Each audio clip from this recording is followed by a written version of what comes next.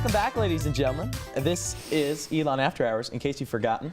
Here I am sitting down with now Jack Johnson. He is currently the Executive Secretary for the Student Government Association here at Elon, and he is one of the presidential candidates running for Executive President of the student body. So Jack, thanks so much for coming on. Thank you very much. It's great having you here. Appreciate it. So tell me just a little bit, let's get right into it, on why you've decided to put your hat in the ring. Yeah, so I've been on SGA a couple years, but when I was running for Executive Secretary last year, the big question I put to everyone was, what do you think SGA does?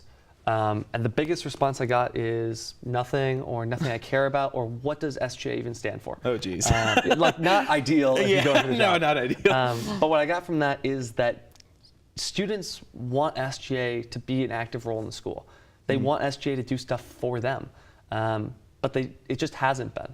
And what I've been working on this last year, and what I want to do if I'm elected president, is make SGA real to the students, which it's a big job, but I am game for it. Yeah, so now your slogan is real leadership for the real Elon. Yeah. So can you tell me a little bit about what the real Elon is to you? Yeah, so when I came to Elon, I fell in love with the tour.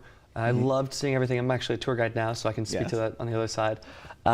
But Elon so frequently gets caught up with the glitz and the glam. We smile and put rainbows over the real issues that we have.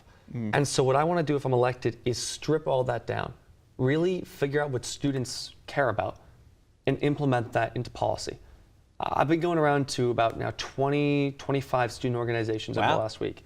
And I have now 120 different sheets of paper with different policies that students have written down that they want to see done.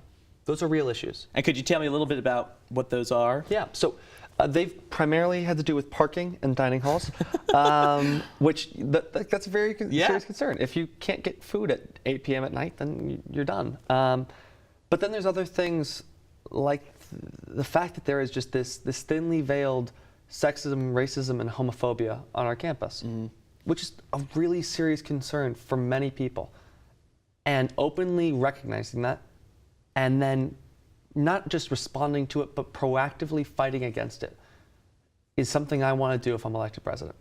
So now, can you tell me, obviously, you've had leadership experience with SGA, and so how do you think of being secretary, and I know you served also before that as well, how does you think that's some I think would say that that's a very important component to kind of prepping you into this position, and do you kind of see that as an advantage to yourself, and why is that important, you think? It's obvious, like, it's nice in an election setting, but it's more important when you're trying to get things done.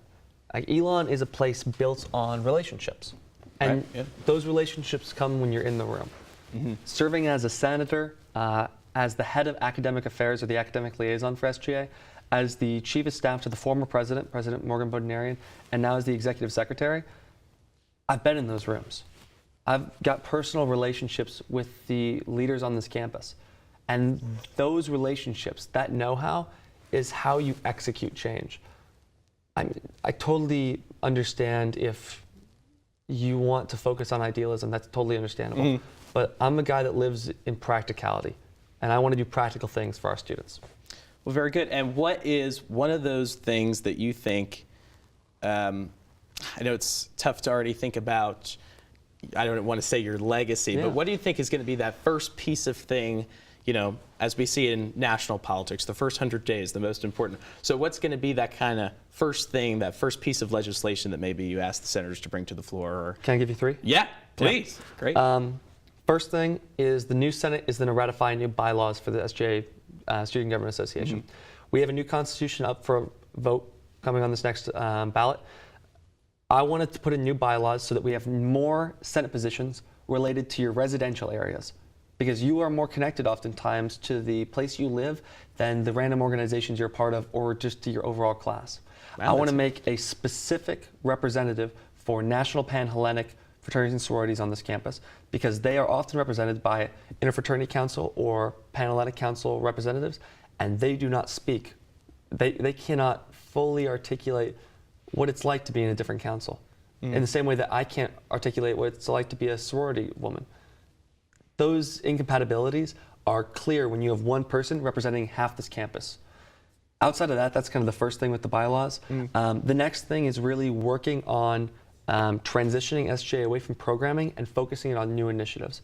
We are already moving Homecoming and the Elon Ball over to new organizations that have a better handle on how to run them. SGA plans really good events for people in SGA, and I've been planning those events all year long.